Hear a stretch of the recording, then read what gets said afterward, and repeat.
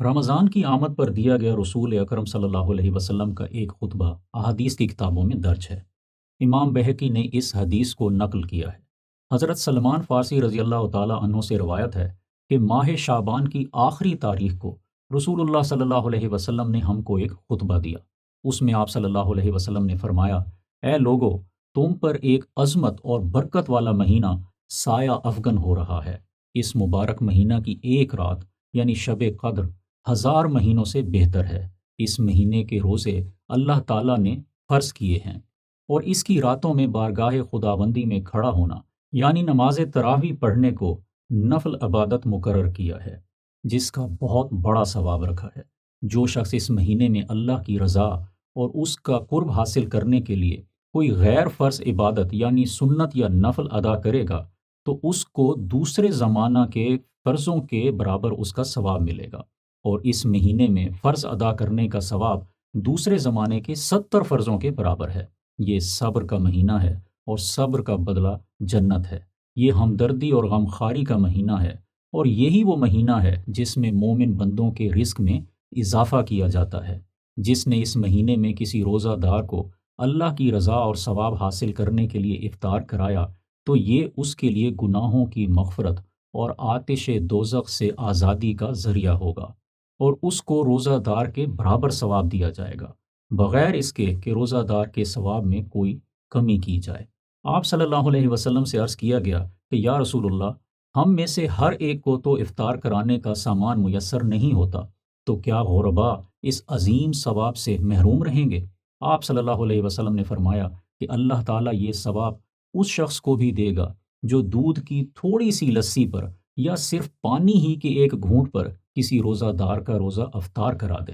رسول اللہ صلی اللہ علیہ وسلم نے سلسلہ کلام جاری رکھتے ہوئے آگے ارشاد فرمایا کہ اور جو کوئی کسی روزہ دار کو پورا کھانا کھلا دے، اس کو اللہ تعالیٰ میرے حوض یعنی کوثر سے ایسا سیراب کرے گا جس کے بعد اس کو کبھی پیاس نہیں لگے گی تا آنکھیں وہ جنت میں پہنچ جائے۔ اس کے بعد آپ صلی اللہ علیہ وسلم نے فرمایا، اس ماہ مبارک کا ابتدائی حصہ رحمت ہے، اور درمیانی حصہ مغفرت ہے، اور آخری حصہ آتش دوزخ سے آزادی ہے۔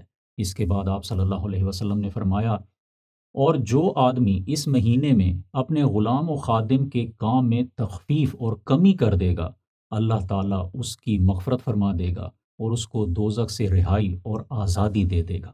اس تفصیلی خطبہ نبوی صلی اللہ علیہ وسلم کا مطلب واضح ہے، تاہم خطبہ کے آخر میں جو فرمایا گیا ہے کہ رمضان کا ابتدائی حصہ رحمت ہے، درمیانی حصہ مغفرت ہے، اور آخری حصہ جہنم سے آزادی کا وقت ہے، بعض بزرگوں نے اس کی تشریح یوں کی ہے کہ رمضان کی برکتوں سے مستفید ہونے والے بندے 3 طرح کے ہوتے ہیں۔ ایک وہ اصحاب صلاح و تقوی جو ہمیشہ گناہوں سے بچنے کا اہتمام رکھتے ہیں، اور جب کبھی ان سے کوئی خطا اور لغزش ہو جاتی ہے تو اسی وقت توبہ و استغفار سے اس کی تلافی کر لیتے ہیں، تو ان بندوں پر تو شروع مہینہ ہی سے بلکہ اس کی پہلی ہی رات سے اللہ کی رحمتوں کی بارش ہونے لگتی ہے۔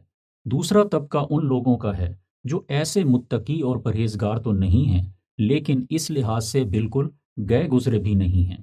تو ایسے لوگ جب رمضان کے ابتدائی حصہ میں روزوں اور دوسرے اعمال خیر اور توبہ و استغفار کے ذریعے اپنے حال کو بہتر اور اپنے کو رحمت و مغفرت کے لائق بنا لیتے ہیں، تو درمیانی حصے میں ان کی بھی مغفرت اور معافی کا فیصلہ فرما دیا جاتا ہے۔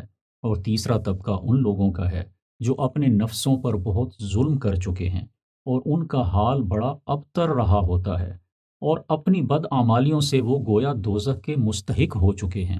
وہ بھی جب رمضان کے پہلے اور درمیانی حصے میں عام مسلمانوں کے ساتھ روزے رکھ کے اور توبہ و استغفار کر کے اپنی سیاہ کاریوں کی کچھ صفائی اور تلافی کر لیتے ہیں، تو اخیر عشرہ میں جو اللہ تعالیٰ کی رحمت کے جوش کا عشرہ ہے، اللہ تعالیٰ دوزخ سے ان کی بھی نجات اور رہائی کا فیصلہ فرما دیتے ہیں۔